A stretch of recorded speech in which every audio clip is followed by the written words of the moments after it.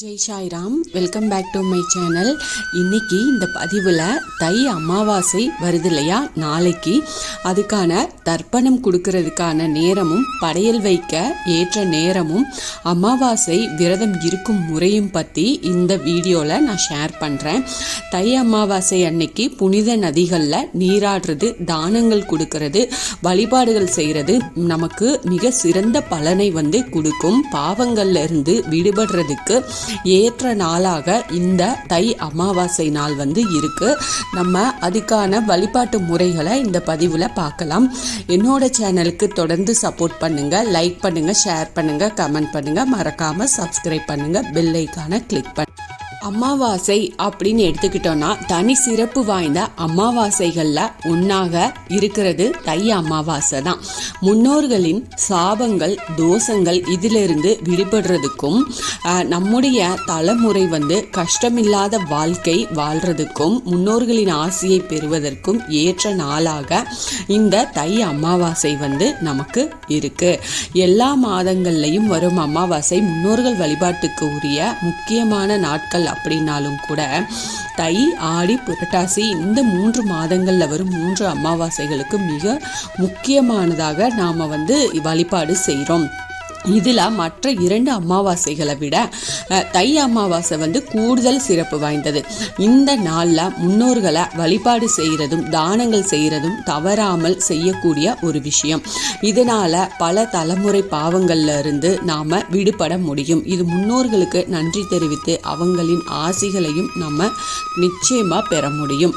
மார்கழி மாதம் தேவர்களின் விடியற்காலை பொழுதாக எப்படி சொல்லப்படுதோ, அதாவது பிரம்ம முகூர்த்த காலத்தை, அதே போல தை மாதம் அப்படிங்கிறது தேவர்களுக்கு பொழுது விடிய துவங்கும் மாதம் தான். இதை உத்திராயண காலத்தின் துவக்கம் அப்படின்னு சொல்லுவாங்க. சூரிய பகவான் தந்தை வழி உறவுகளுக்கு காரணமான கிரகம் அப்படிங்கிறதுனால அமாவாசை அன்னைக்கு முன்னோர்களுக்கு தர்ப்பணம் கொடுத்து சூரிய பகவானை சாட்சியாக வச்சு நாம் அதை கொடுக்கணும் அப்படிங்கிறது நியதி.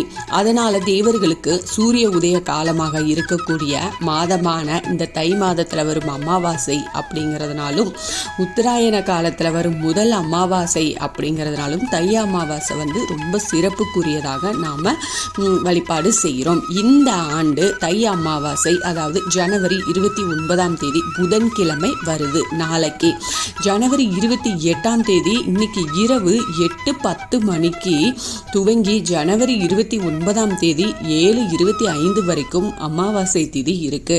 அதே போல ஜனவரி 29ஆம் தேதி அன்னைக்கு காலையில் 9:20 மணிக்கு துவங்கி ஜனவரி 30 காலை 8:59 வரைக்கும் பெருமாளுக்குரிய திருவோண நட்சத்திரமும் சேர்ந்து வருது. முன்னோர்களுக்கு முக்தி கிடைக்கணும் அப்படின்றதுக்காக திதி கொடுக்க ஏற்ற இடங்களாக சொல்லப்படுறது பார்த்தீங்கன்னா காசியும் கயாவும் தான். காசியில் சிவபெருமான சாட்சியாக வச்சு, கயாவில் பெருமாளை சாட்சியாக வச்சு முன்னோர்களுக்கு பிண்ட தர்ப்பணம் கொடுக்கலாம். முன்னோர்களுக்கு தர்ப்பணம் கொடுக்கிறது சூரிய பகவானை சாட்சியாக வச்சு கொடுக்கணும். அதனால தான் சூரிய உதயத்திற்கு அப்புறமா புனித நீராடிட்டு தர்ப்பணம் கொடுக்கணும்.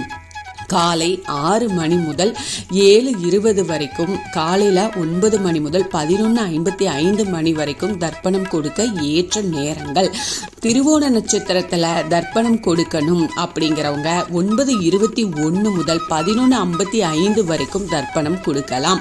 புதன்கிழமை வேலை நாள் அப்படிங்கிறதுனால திருவோண நட்சத்திரத்தில் தர்ப்பணம் கொடுக்க முடியாது அப்படிங்கிறவங்க காலையில் சொல்லப்பட்ட நேரத்தில் தர்ப்பணம் கொடுத்துக்கோங்க. நீர்நிலைகளுக்கு போய் தர்ப்பணம் கொடுக்க முடியாதவங்க வீட்டிலேயே முன்னோர்கள் காசி மற்றும் கயா தலங்கள் இதை எல்லாத்தையும் மனதில் நினைச்சிட்டு எள்ளும் தண்ணீரும் இறைச்சு தர்ப்பணம் நீங்க கொடுத்துட்டு சூரிய பகவானை வழிபாடு செய்யலாம். அமாவாசை அன்னைக்கு முன்னோர்களுக்கு படையல் போடும்போது பூஜை அறையில் போடக்கூடாது. ஹாலில் முன்னோர்களின் படங்களை வச்சு அதுக்கு முன்னாடி இலை போட்டு தான் நாம் படையல் போடணும். அப்படி முன்னோர்களின் படம் இல்லை அப்படின்னா அமாவாசை விரதம் இருக்கிறாங்க இல்லையா, அவங்களுக்கு முன்பாக அதாவது யார் இருக்கிறாங்களோ அவர்களுக்கு முன்பாக இலையை போட்டு படைச்சு முன்னோர்களுக்கு அர்ப்பணிச்சுட்டு காகத்துக்கு சாதம் வச்சதுக்கு அப்புறமா அதே இலையில் அமர்ந்து சாப்பிட்டு விரதத்தை நாம் நிறைவு செஞ்சுக்கலாம். பகல் 1:30 மணியிலிருந்து 2 மணி வரையிலான நேரம் வந்து படையல் போடுறதுக்கான ஏற்ற நேரம். தை அமாவாசை அன்னைக்கு குறைஞ்சபட்சம் நம்ம ஒருத்தருக்காவது அன்னதானம் செய்யணும். அது வந்து ரொம்ப முக்கியமான விஷயம். முடிஞ்சவங்க அருகில் இருக்கிற கோவிலுக்கு போய் முன்னோர்களை நினைச்சு நல்லெண்ணெயில தீபமேத்தி அவங்க மோட்ச கதியை அடையணும் அப்படின்னு நீங்க வேண்டிக்கிட்டு விளக்கேத்திட்டு வாங்க. கோவிலுக்கு போக முடியாதவங்க வீட்டில் பூஜை அறையில வழக்கமாக ஏற்றும் விளக்குகளோட சேர்த்தோ இல்லைன்னா முன்னோர்கள் படம் வச்சிருப்பீங்க இல்லையா, அவங்களுக்கு முன்னாடி ஒரு தனியாக ஒரு மண் அகல் விளக்குல நல்லெண்ணெய் ஊற்றி பஞ்சுத்திரி போட்டு விளக்கேற்றி வழிபாடு செய்யுங்க. மாலை 6 மணி முதல் 7 மணிக்குள்ளான நேரத்தில் இந்த தீபத்தை நீங்கள் ஏற்றி வச்சு வழிபாடு செய்யணும்.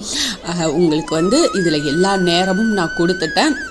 இது போல் நீங்கள் வந்து அமாவாசை அன்னைக்கு நீங்கள் தர்ப்பணம் கொடுக்க வேண்டிய நேரத்தை பார்த்து கொடுத்துக்கலாம். முன்னோர்களின் ஆசி நமக்கு பரிபூரணமாக நிச்சயமாக கிடைக்கும். வாழ்க்கையில் மகிழ்ச்சியும் நமக்கு கிடைக்கும். இந்த பதிவு உங்களுக்கு பயனுள்ள பதிவாக இருக்கும் அப்படின்னு நான் நம்புகிறேன். இதில் ஏதாவது சந்தேகம் இருக்குன்னா கண்டிப்பாக என்கிட்ட கமெண்ட்டில் கேளுங்க, நான் உங்களுக்கு பதில் கொடுக்குறேன்.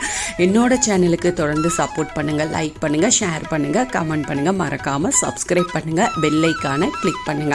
எனக்கு தெரிஞ்ச ஆன்மீக பதிவுகள் எல்லாத்தையும் உங்ககிட்ட நான் ஷேர் பண்ணிக்கிறேன். Thank you friends. மீண்டும் அடுத்த பதிவில் சந்திப்போம்.